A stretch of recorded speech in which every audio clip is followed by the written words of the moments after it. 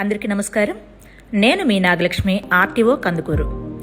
ఈరోజు అనగా 5వ తారీఖున ఒక యుద్ధంలాగా ప్రత్యేకమైన తనిఖీలు నిర్వహించడం అయితే జరిగిందండి. ఈవేళ డాజ్లింగ్ లైట్స్ లేదంటే ఎల్ఈడి లైట్స్ ఏ వెహికల్స్ అయితే పెట్టుకొని హ్యాపీగా తిరుగుతూ ఉన్నారు, ఏ వెహికల్ ని కూడా వదిలిపెట్టలేదండి, గవర్నమెంట్ ఆర్ ప్రైవేట్. దాదాపుగా 2 గంటల పాటు అన్ని ఎల్ఈడి లైట్స్ ని నేనే స్వయంగా రిమూవ్ చేసేసాను అండ్ సీజ్ చేశాను అనమాట, ఆ లైట్స్ అన్నిటినీ కూడా.